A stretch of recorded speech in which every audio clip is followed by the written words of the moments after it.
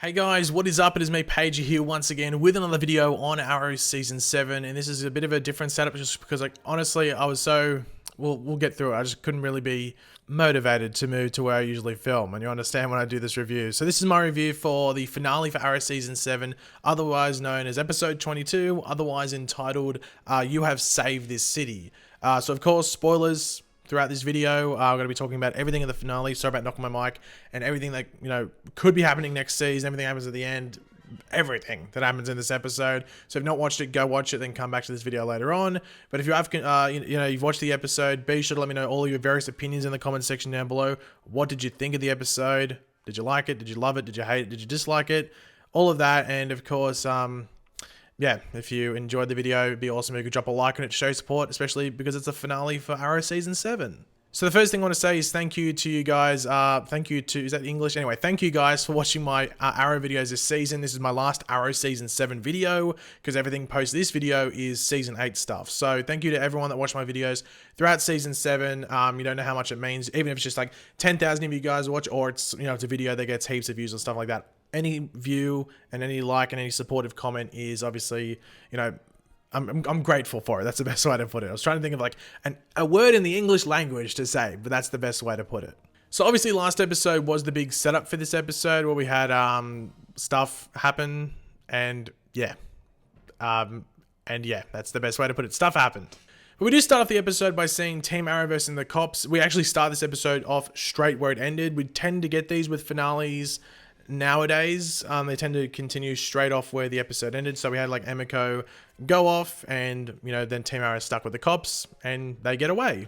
Now we do have returning characters in this episode. We have Laurel, Curtis, and Bronze Tiger. Out of those three, Bronze Tiger probably does the most. I don't think Laurel necessarily does that much. I was actually sort of disappointed that there was actually a lack of any of her in this finale and anything really pushing forward what's going to happen later on. So I was a bit disappointed by that, but Bronze Tiger did probably the most out of those three. But Bronze Tiger does appear when we have basically a building's evacuated, and essentially it's just so all these people are in a small area so Emiko can release some of that toxic virus bioweapon gas. And we see what it does. Like, it basically melts this person's face. You don't see like a full-on close-up. You just see it from like the ground sort of like angle on it. Looked pretty gnarly, so it definitely works. But essentially they make the plot work around the fact where they can basically center everything. So there's a big finale, I guess you could say, in regards to what's happening with the storyline at Parmatech, which, as we know, was formerly Queen Consolidated and all of that. So I think even Diggle makes almost like a meta line about like, oh, we don't have enough time for this. Almost like he's speaking to the audience, so they can quickly just center everything around Parmatech and make all of that work. You'll notice that this episode was incredibly rushed. And we'll explain why that could have been the case later on when other elements start to pop out and go, hello, I'm here. But that's for then, not now. Now, one of the cooler fight scenes in this episode was, of course, Roy, Diggle, and Bronze Tiger versus the Burned. Bronze Tiger goes absolutely ham. You even see like blood in his blades and stuff like that. So I thought that was a pretty cool scene. One thing that definitely made me go like, oh, what? What was that? And made me sort of, I'd say cringe almost, but I didn't feel like dying of cringe, but I was like, oh, as an Australian, this hurt my ears. And that's when Felicity does the Australian accent. So she's talking about something going so down that it was down under in Australia or something like that.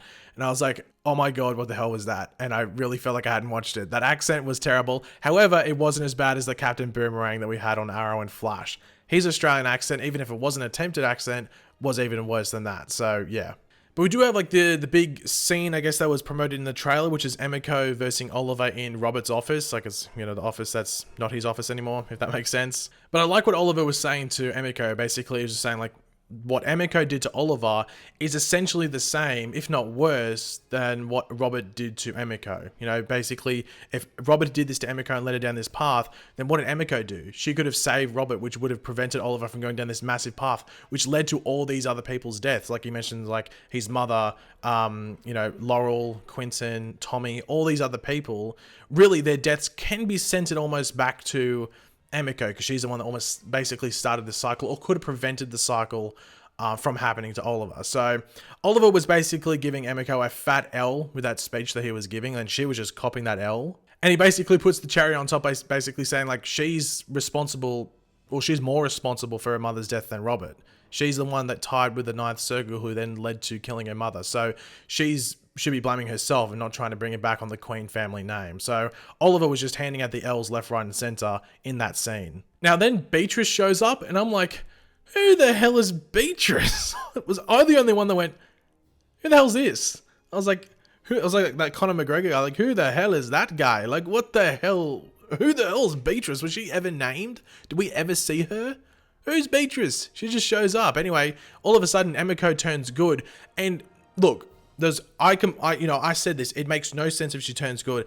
This scene, this whole thing with Emiko turning good could have worked if she hadn't dropped a building on Oliver and his friends. I'm sorry, once you do that, you're flat out just a villain, and you can be redeemed, but not to the point where like Oliver's gonna be like, oh, let's take a family photo. It doesn't work that way. But they tried to do that, but then she dies? So Beatrice shows up to stab Emiko. Am I getting that right? There's a character. If we met this Beatrice character, then I'll cop it. But even then, we haven't seen it for God knows how long if she did show up. I'm so disappointed. The Emiko stuff was so disappointing. As a Green Arrow fan as a Green Arrow comic fan, Green Arrow is my favorite character. You guys know this. I like what they do with the show most of the time. But Emiko Queen of late has been a really important character to that comic, and the way that the show portrayed her in regards to the writing was so bad. And C. Shimuka, who plays Emiko Queen, or Emiko Adachi, but you know, Emiko Queen, I think she did a really good job. Some people tried to like crap on her, but I think what they wanted her to do, she did what she needed to do. And in this finale, she was good. I thought she was really good as well. But man, that's such a look, I usually don't swear in my videos, but screw it. That was such a shit ending for the character. I've never been more disappointed in an Arrow finale that had promise and what they could have done going forward. And I'm just sitting there going like, what are you doing? And Beth Schwartz has done such a good job this season, like in that first like half to 2/3, and I just felt like they didn't know what, I don't know if it felt like there was a change in the script or something, that they were going to go down a certain route with Emiko, then changed it, and oh my god, I don't know. Let's just move on. Anyway, that's the thing I was most disappointed by. I couldn't believe it, because I thought the first half of this episode, while rushed in a lot of areas, was still entertaining and pretty good. But that really just, it was almost like an arrow to the heart, or an arrow, let's not use a dated Skyrim reference and say arrow to the knee, but it was definitely an arrow to the heart, and not in a good way. I was so disappointed by it. But anyway, I guess to more positive stuff, we do see the Mark of 4 set up, but this also leads to basically a goodbye Team Arrow, as Oliver and Felicity are going to go away, because the thing that Emiko said was that, like, you know, your family's not safe, the Ninth Circle's on you, I set the target on you, so you gotta go, you gotta leave this city. So Oliver and Felicity are on their way, they're going away. So we do see Oliver and Felicity get to that cabin. We basically get like a mini montage, I guess you could say, where we relive the birth of Mia, and there was some early stages of like Mia growing up with Oliver and all of that, which was fairly nice. It was nice to see Oliver just have a normal life, and I guess a happy life as well. But then this is when we see Ma Novu, or I think it's his name, Mor Novu or Ma Novu, whatever his name is, aka the Monitor, who shows up and basically, you know, talks about the deal that him and Oliver made. So essentially, for Barry and Kara's lives, the Monitor was going to require whatever the multiverse needed to avoid or battle the crisis, which in this case is Oliver. Well, they didn't say it's Oliver specifically. That's what's needed, but what the Monitor sees is Oliver dying, so that actually has to play out. So Oliver is going to die in Crisis. They confirmed that in this finale, which was, I think, basically we all knew it was going to happen. We obviously thought that, okay, maybe they could go down this route, but if you were going to bet money and say if someone gave you $100, I'm like, okay, what's going to happen in Crisis? You'd be like, Oliver's going to die, because they basically set that up. So so that happened. I know I'm sighing as if I'm disappointed, because we all knew it was going to happen. Anyway, I was just breathing then. I'm probably still reliving the Emiko disappointment. Sorry if that's radiating through some other things that we talk about. But then we had this final Felicity's scene, or Oliver and Felicity scene, which was, you know, fairly lengthy for just a one-on-one scene, which was a good scene. But the music in that, who edited this episode? That music was terrible. That's like something you'd see in Riverdale. Why was that music in that scene? That scene should have been just them talking. I don't know why there was music in that scene. I don't know if it was just like, that's like an up-and-coming Warner Brothers artist and they needed to promote the music in this episode or something, but why was that music in this scene? It ruined the scene. That should have been them two talking together. You know, it's for such an emotional scene as well. felt weird. I don't know why they went about that, but that's basically all the present day stuff. That's where we end the present day. So let's move on to the future stuff, which, yeah, well, let's just talk about it. So we do start off the future stuff by seeing basically the Zeta takedown. Still, anyway, they're taking down whatever, and Connor's a part of it, so that's how they get out of that situation. Now, it is revealed that when like Felicity was setting up certain things, she basically made it that the Archer program couldn't sense Queen Smoke DNA, so Mia is safe from it, so she can get in there without really being tracked. Like, people can see her, but she can't be tracked by the Archer program, which I think was pretty smart. Now, something that's promised by Felicity to Oliver, which is also relived when we get the cabin scene, is that basically to give the kids a normal life, not send them down this vigilante route. And Felicity feels like she's let down Oliver because we obviously have seen what Mia and William are doing this season. So Felicity feels like she's let down Oliver and all of that. So they just tied certain things together there.